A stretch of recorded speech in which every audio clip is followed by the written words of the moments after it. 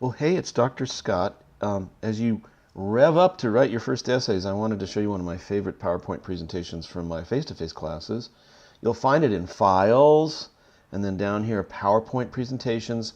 Over here, Focus Thesis Presentation. So I'm clicking on that. It'll take just a second for it to download for us here. It's on its way. Don't panic, it's coming. What this will help you do is find a focus, and there is a Finding Focus Top 10 Tips. This goes along with that. This is the PowerPoint. So how to cut your writing time in half is the hook, and it really is true. You can also learn something new. By the way, you can also get an A. I thought of this lecture all by myself, but then when I went on the internet, I found out that Richard Glenn has written a whole book called How to Write Your Essay in Half the Time and Still Get an A, and I entirely endorse this message. So props for Richard Glenn, although I didn't read the book before I made the PowerPoint. That's because any English teacher would tell you this.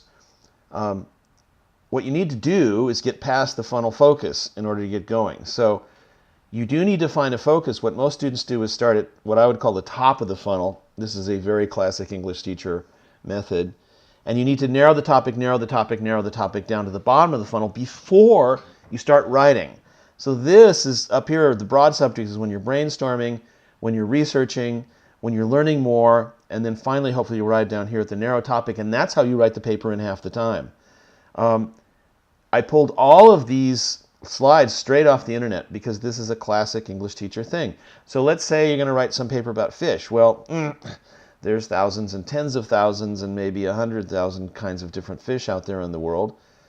But you could narrow that down to catfish, but that's still not narrow enough because there's so many kinds of catfish and so much to say about them. So maybe you want to write a paper about catching catfish.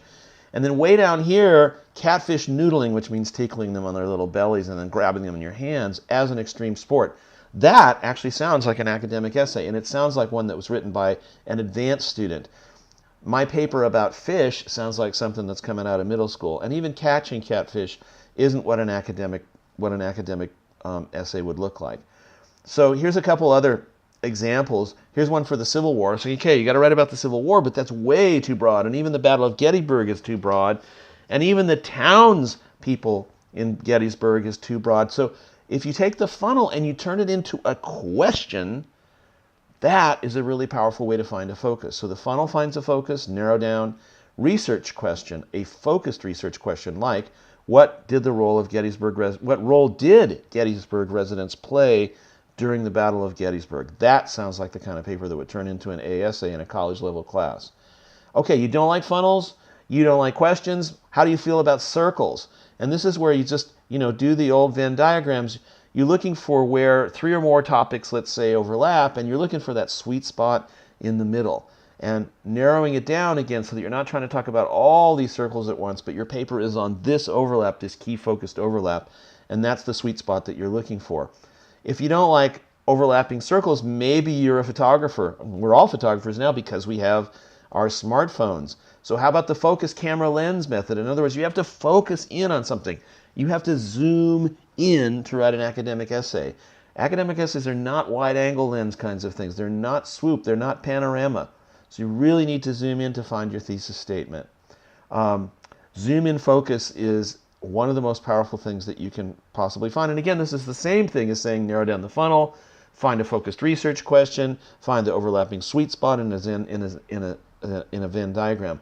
If none of this works, there are these old-fashioned thing called people. At Foothill, we have librarians with PhDs. One's from Harvard, literally. We got some fancy librarians, and they will talk to you one-on-one. They will also talk to you online for those of you that are online students. So you can go to the library webpage in the foothill.edu, and you can chat with a librarian one-on-one. Now, if you say, I want to write a paper about something, that's way too broad. You have to bring the librarian a focused topic. But the librarian could also help you narrow down and focus your topic. And this is what this little cartoon is about here. What about the mind map method? The mind map method can be very powerful as well. This is where you kind of circle your main topic in the center. That's equivalent to the top of the big funnel. And then you branch out in a nonlinear way. This is great for you nonlinear thinkers to think of, okay, well, World War I. Well, the literature of World War I, the history of World War I, America's role in World War I, weapons used in World War I, and of course there were hundreds, even thousands of weapons used in World War I. So you want to branch off the branches of the branches of the branches. And by branching off the branches of the branches, you can come to a focused, narrowed research topic and write your a paper in half the time with twice the grade at the end, which is fantastic. Well, a few other ways. If you don't like funnels, maybe you like ice cream cones. I'm just kind of joking, but the person who made the slide isn't. So maybe it helps you to think of the ice cream cone paper, but you're trying to get down to the tip of the cone, not up here in the big pile of ice cream at the top. You don't like ice cream? How do you feel about targets? I thought this was an interesting one. Again, just grabbed straight off the internet. You can't talk about disabilities in all characters for a paper. You could narrow that down to one type of disability or learning difference, Asperger's syndrome, in male children because of different manifestations in different genders. But how about parents of children with Asperger's syndrome? There you've got a really focused, again, research question that will allow you to write a 5, 10, 15-page paper instead of a 50 or 500-page book. That's what you're looking for. So, picking your topic is research. You've got to do research first. You cast a wide net, use the funnel, the zoom-in lens, the ice cream cone, the target, the mind map, the whatever you want to call it. But once you're zoomed in, then writing the paper isn't so darn hard. And if it's almost lunchtime, here's the hamburger method, which I'm just kind of running past really fast in terms of what your paper would look like. You can slow down the screencast if that looks like that. But here's the takeaway. Remember this. Don't start here at the top of the funnel. And what that means is start researching up there. Learn about your topic. Narrow down. But don't start writing your essay until you get down here to the bottom. And that is how you focus to, where's that guy's great book cover? Write your essay in half the time and still get an A. And maybe even have fun doing it. Hey, you might even learn something.